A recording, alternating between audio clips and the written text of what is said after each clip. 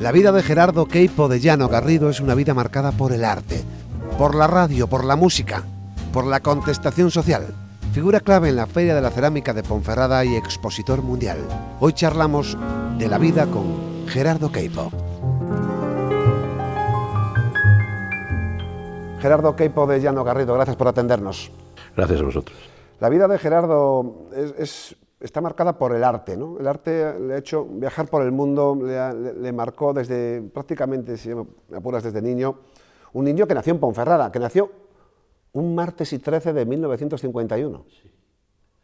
¿Qué dicen en la familia de aquella circunstancia? Eso decía mi madre, ni te cases ni te embarques en 13 y martes. Pero te embarcaste en la vida, ¿no? Sí, la verdad que sí. En cuanto tuve oportunidad de salir de aquí, fue todo embarques. Y esa infancia en una Ponferrada, bueno, pues de la época en la que era, ¿no? Del régimen, ¿cómo era esa Ponferrada? ¿Cómo la recuerdas como niño? Si acudes a tu corazón, piensas, bueno, recuerdo que era como. Ahora he estado un poco pensando en esa época de niño.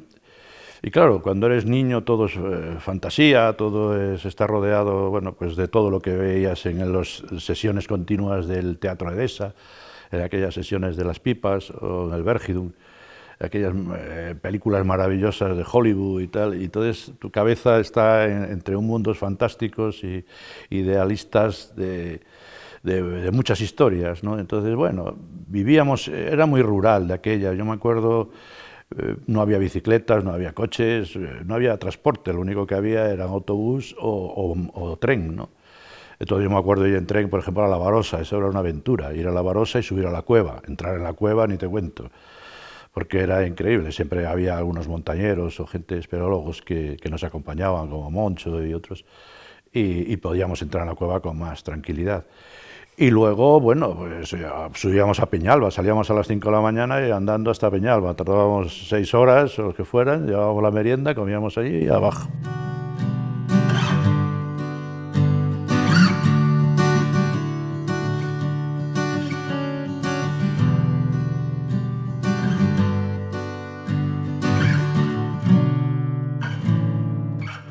Y en esa primera época de Ponferrada hasta el Preu, ¿cómo era de estudiante Gerardo? Bueno, yo fui muy normalito y de hecho cumplidor. Cumplir. Y él consistía en aprobar como fuera y vale. Y entonces un poco fue así, ¿no? Hasta que llegó sexto. En sexto empezó a cambiar todo porque empezó a surgir un poco más de rebeldía en esta generación, por lo menos la mía. Y de hecho hacíamos unas festividades que hacíamos Santo Tomás de Aquino, nos disfrazábamos y hacíamos una caravana que salía por toda la plaza del ayuntamiento y tal, con reivindicaciones sobre profesores o sobre, bueno, algunas cosas que ocurrían en el instituto, en las que poníamos sobre las pancartas y demás. Y bueno, en ese tiempo empezamos a rebelarnos, incluso contra alguna dureza que había en la enseñanza de gente del movimiento, y curas y demás, que querían imponernos a base de golpes, con la regla o con el cepillazo, ¿verdad? Y entonces empezaron a cortarse también ellos mucho con nosotros porque ya empezábamos a rebelarnos y a contestar. Y ya, bueno, Preu ya fue el desmadre, digamos, porque ya teníamos una necesidad de salir de aquí porque estábamos viendo lo que ocurría en otras ciudades y demás y teníamos hambre de conocimiento, ¿no?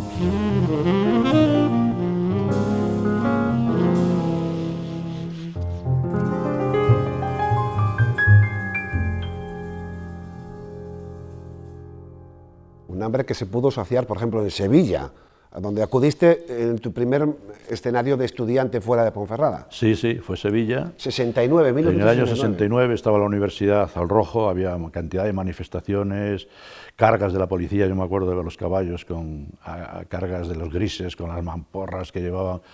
Yo estaba en la Escuela de Arquitectura, y estaba la Escuela de Arquitectura y la Escuela de Aparejadores juntas, ¿no?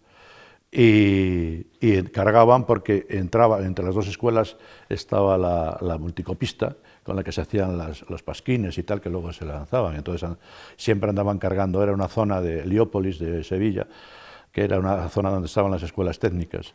Entonces ahí siempre estaban cargando, ahí o en el centro donde estaba filosofía. Con 18, 20 años aproximadamente. Sí, 18 años. Con 18 años eso ocurrió en Sevilla. Arquitectura se me puso un poco dura y pensé en cambiar a aparejadores, a arquitectura técnica, que la tenía al lado y tenía más facilidad. Bueno, las asignaturas no eran tan duras, aunque me atraía mucho más arquitectura, pero bueno. Y fue cuando me cambié al año siguiente a Granada, porque había una escuela que me hablaba muy bien de ella. Fue cuando enfermó mi padre de cáncer y ya por estar próximo a él y con su enfermedad, pues me cambié para la Escuela de Coruña de Arquitectos Técnicos, que estábamos fue el primer año de esa escuela y nos metieron en una especie de prefabricado de madera que le llamábamos La Ponderosa, al lado del Estadio Riazor. ¿Y qué diferencia había entre esa España ya contestataria que quería darle fin al régimen, mirar a Europa y al mundo, al desarrollo de Sevilla-Granada, de ese aroma andaluz, con el galaico, con A Coruña? Porque todavía eran tiempos de lucha de los jóvenes por una España más abierta. ¿Cómo era esa Galicia, esa Coruña de los 70? Era diferente. Coruña ahora cambia mucho. Coruña de aquella era... Coruña se divierte, se decía, Vigo trabaja, Coruña se divierte. Era una ciudad donde había, pues donde estaban los grandes empresarios y fortunas de Galicia. Había un club de golf que era muy conocido, donde venían pues, desde Franco hasta todos los conocidos que había en este país. Y había mucha tontería. Eso era una cosa que nos chocó mucho cuando entramos en la escuela de aparejadores de Coruña, porque había algunos hijos o tal, que eran de esa línea, ¿no? Entonces, acostumbrado a Sevilla y a Granada, que eran dos universidades muy reivindicativas y con gente muy comprometida y con otros mensajes y otros lenguajes diferentes, nos chocó un poco al principio. Nos costó dos años, el tercer año empezó a cambiar y ya volví a coger su marcha a Coruña, palmando con Santiago, claro, y empezó a ser diferente Coruña. ¿Cómo recuerdas el día en el que falleció el dictador? Estabas en Galicia, lógicamente, en esa época sí, galaica, ¿no? Estaba en La Coruña. Ese día, ¿qué decíais los jóvenes? Lo celebramos, porque realmente estábamos en la mitad, ya llevaba 4 años por lo menos en Coruña, y ya empezaba a tener ciertas relaciones porque empezaba a meterme en ciertos ámbitos culturales con el PCG, porque tenía una novia que era secretaria de las Juventudes Comunistas, Juana, y eso me ayudó a introducirme un poco en esos otros ámbitos. Y aquella noche, la verdad es que fue una celebración, lo típico, que estás acabando de estudiar, eres estudiante, estás celebrando que parece que por fin esto se va a acabar, que vamos a poder empezar a ser más libres y a vivir en otros ámbitos. Y bueno, viví peor la de Carrero Blanco. Cuando el atentado de Carrero Blanco estaba la mili y nos estaban dando ya la salida de la mili, milicias universitarias que yo hice. Y cuando ocurrió nos volvieron a dar otra vez el armamento y nos vimos en lo peor. Pero bueno, fue cuestión de una noche y nada más.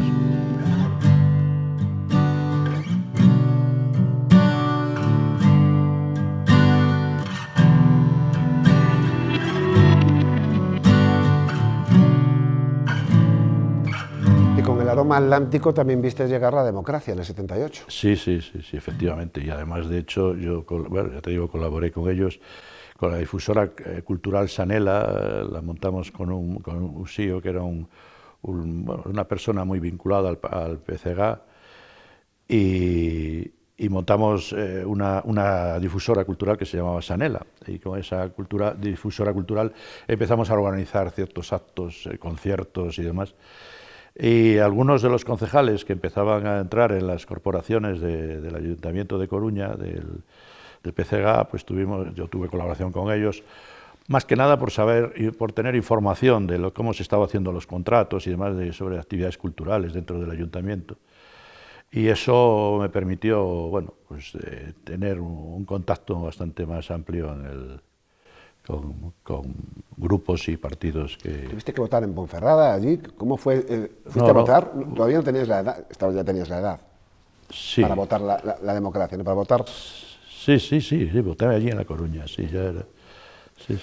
Una década, 11 años en Galicia, que viste cambiar tu país directamente, ¿no? Desde empezar con el régimen, el fallecimiento del dictador, la llegada de la democracia, y que te marcó en el mundo de las artes por siempre. El arte de la palabra a través de la radio, la difusora cultural, la música, la creación de la primera discográfica, como quien dice, al respecto. ¿Qué ambiente teníais allí para ser tan prolífico, ¿no?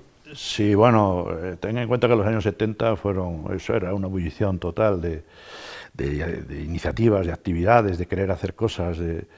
Y fue, bueno, pues, ¿qué ocurrió? Que no teníamos nada, no teníamos medios. Como cuando lo ves ahora, pues lo comparas y dices, ¡Josús! Lo que hacíamos en aquella época, sin nada, no teníamos nada, pero todo era imaginación, iniciativa, trabajo, creer en lo que hacías. Y yo creo que nunca se hicieron tantas cosas en esas épocas de los 70 como ahora, teniendo los medios que tenemos.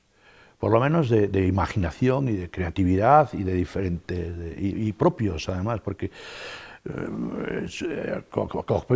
cogíamos historias que vivíamos, que veíamos y que vivíamos de otros países y de otras culturas, pero siempre eran mucho más personales las que hacíamos aquí, sobre todo en Galicia, que siempre ha tenido unas raíces tradicionales y culturales muy fuertes, ¿no? Muy poderosas. Allí ya, la tierra que pisamos ya te llamó para convertirla en arte, ¿ya fue en Galicia? Fue en Sargadelos. Sargadelos. En Sargadelos, cuando lo llevaba Isaac Díaz Pardo, que era una maravilla de persona y de artista, y te daba oportunidades a todo aquel que quisiera acercarse a la cerámica.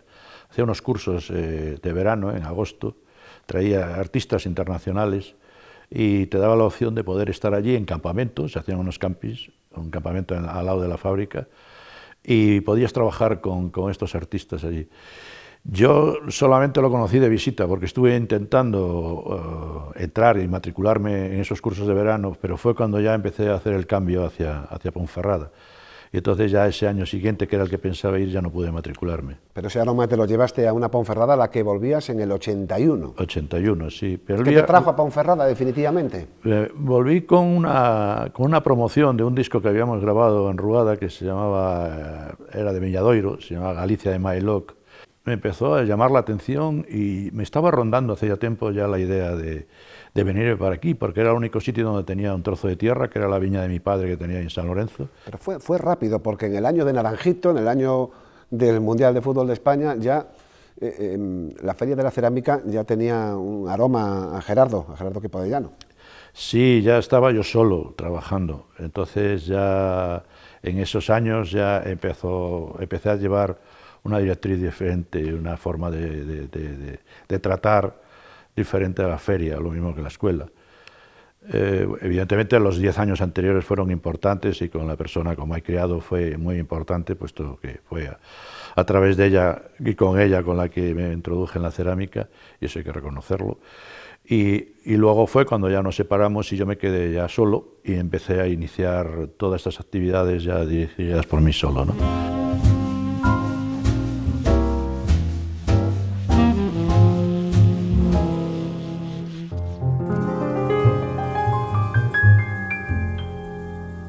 40 años de feria. Sí, 40 años. 40 años aproximadamente. 40 años, sí. ¿Lo pensabas al inicio? ¿Creías que solo era temporal? Yo creía ¿Por que ese periplo que habías hecho por España? Yo creía que no, lo mismo que en aquella época, que pensábamos que bueno, la forma de vida que llevábamos de los 40 a los 50 no pasábamos. Cuando llegaron los 40 a los 50, decías, bueno, pues hasta los 60 como mucho, más no, pero esto se alarga. Y entonces cada vez quieres hacer más cosas y encima todavía tienes más inquietudes. Dices, bueno, esto, como no tenga más tiempo, no me va a dar tiempo a hacerlo todo, ¿no? No solo ser responsable de la feria, tener tu marchamo aquí en Ponferrada, sostenerla durante tanto tiempo, no solo formar a más de 3.000 chavales en estos años en que se dice rápido, sino que además se te reconocía por parte de la administración y de ayuntamientos tu trabajo, tu singularidad, tu especificidad en el mundo del arte con premios importantes. El gobierno autonómico en más de una ocasión. Sí, sí, además, bueno, la escuela se trabajaba fuerte y duro. Mayoritariamente eran mujeres, te puedo decir. Siempre, yo he trabajado con mujeres y la verdad que siempre he estado encantado con ellas. Y además es que eran las que tenían más inquietud y menos vergüenza a la hora de matricularse en estos cursos y demás, y te trataban de maravilla.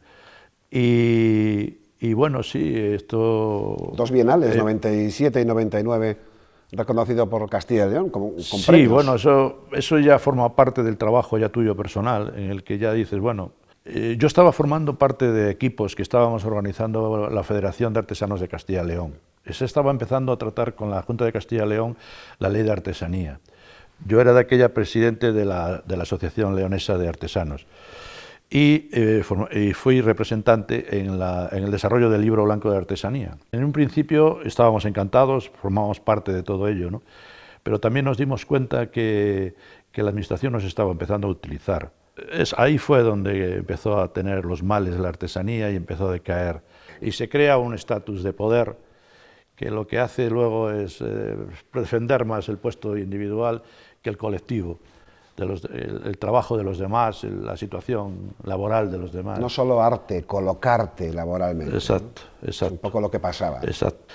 Entonces me puse en contacto a través de Alfonso Manso, Fernández Manso, que es un gran amigo y un gran colaborador siempre, y Joaquín Alonso, que es etnógrafo de León y que siempre ha hecho todos los escritos en catálogos y demás, Héctor Suárez, que siempre ha estado ahí participando con nosotros.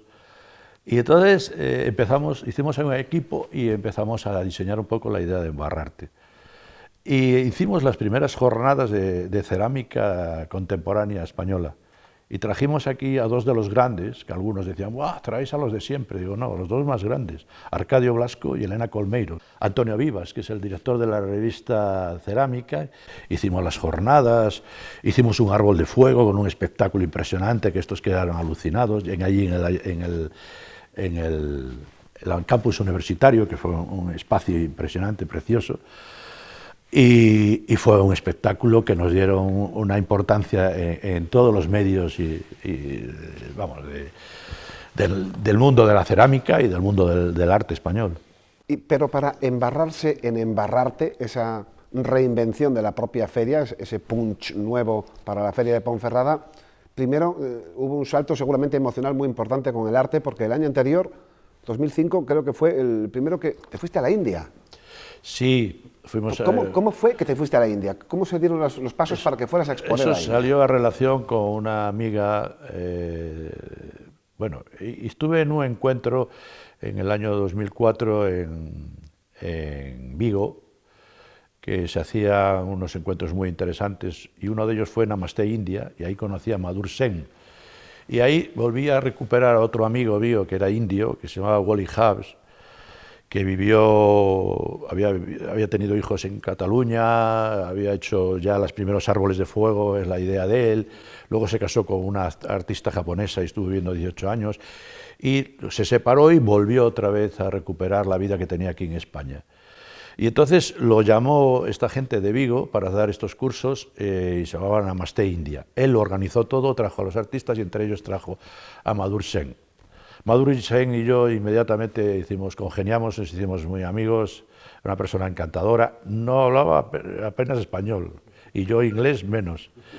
Y entonces fue una especie de relación muy bonita y luego a partir de ahí empezó a surgir una relación mucho más, vino aquí a casa y a partir de ahí fue cuando yo empecé a ir a la India, a Delhi, y entonces su casa, bueno, nos recibía a mi mujer y a mí, pues que era alucinante, ¿no? Nos trataban como reyes.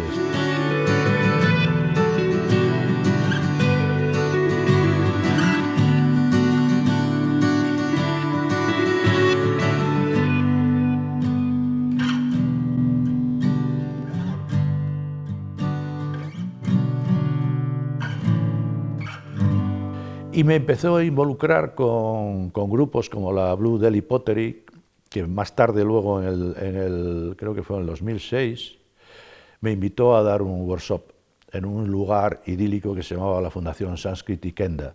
A raíz de eso fue el viaje, digamos, más importante de mi vida de la India y bueno, yo creo que de todos, porque llegué allí y me trataron como si fuera un gurú. Yo llegué allí y eran todo atenciones, es una gente maravillosa, tiene muchísimas ganas de conocer lo que ocurre fuera, te enseña, bueno, tiene un arte y una cultura. ¿Qué le enseña el arte indio a un artista español? ¿Qué adjetivo le suma a su haber? Es difícil, porque es un arte muy enraizado en las religiones y en su cultura tan antigua.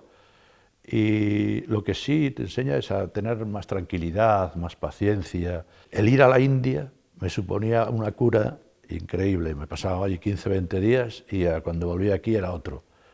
Y eso es muy importante a la hora de trabajar y a la hora de tener visión de tu trabajo y de tus proyectos, ¿no?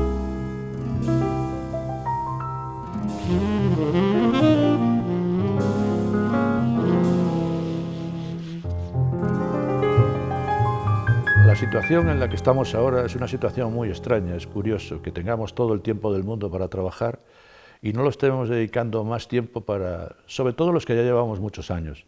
Yo hablo mucho con Amancio, el escultor, que está colaborando con nosotros desde hace ya varios años y que va a formar parte, y vamos a tener la oportunidad de tener alguna escultura en lugares públicos aquí de él.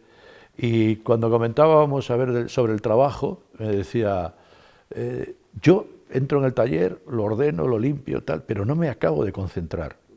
Y le ha costado volver a trabajar porque tenía encargos. Y a mí me ha pasado lo mismo, ¿no? Tenemos que volver un poco más a la normalidad y aunque tengamos menos tiempo, creo que volveremos a ser más creativos. Solo el ruido te invita a tu propio silencio, no ese silencio forzado, ¿no? Sí, efectivamente. Y de hecho, yo ahora me he dedicado en este año sobre todo al campo. Podríamos hablar muchísimo tiempo, don Gerardo, pero siempre nos gusta acabar con algún tipo de mensaje para el artista en cualquiera de sus disciplinas. ¿Qué le dices a los artistas noveles que siempre tendrán la cuerda entre sigo siendo artista o me dedico a un trabajo ordinario, ¿no? ¿Cómo conseguiste tú derivarte hacia el lado artístico sin tener que pasar por el filtro ordinario solamente? Ya, y sobre todo cuando cuando te haces a ti mismo casi, ¿no? Realmente ahora hay una oportunidad que nunca tuvimos nosotros. Y yo, por ejemplo, hay una de las cosas, aunque parezca una tontería, pero el no haber estudiado inglés, el no dominar inglés, yo ahora estaría en muchísimos más países haciendo workshops sobre cerámica y sobre lo que yo conozco, pero el idioma me lo impide, el inglés. Y luego el poder ver y visitar y apuntarte y incluirte en todas aquellas iniciativas que se te presenten para conocerte a ti mismo, cuáles son tus formas, qué tienes dentro. O sea, el conocimiento de uno mismo es lo más importante de la vida de una persona y es donde puedes llegar a desarrollar lo que realmente quieres hacer y con ganas y con gusto y además hasta los últimos tiempos que te queden, ¿no? O sea, porque va a ser lo que te mueva en la vida, ¿no? Por último, las mujeres, las relaciones también marcaron todo el episodio de tu vida. Han sido las que te han movido por este mundo del arte al final. La mujer siempre ha sido una de las personas más importantes de la humanidad. Sí, evidentemente, desde que tu madre, tu hermana, tu primera novia, la persona con la que te ayuda a dar ese paso que no acabas de decidirte bueno, pues porque estás indeciso, porque eres muy joven todavía y tal. Y luego la compañera con la que me inicio en la cerámica, que ella ya estaba iniciada y demás, y eso me ayuda todavía, a mí me facilita muchísimo más todo. Y ya la mujer que llevo con ella 22 años y que gracias a ella estoy donde estoy, soy como soy y le debo todo, mucho. Y el haber viajado y el haber conocido otras culturas y otros países. Gerardo Queipo de Llano Garrido, gracias por formar a otros, por formarte a ti mismo y enseñarnos tu arte. Sí, gracias a vosotros y quiero dar mi agradecimiento a mis alumnos, estos 20 alumnos que llevan conmigo tantos años y que siempre han colaborado conmigo en todo. Muchos éxitos. Gracias.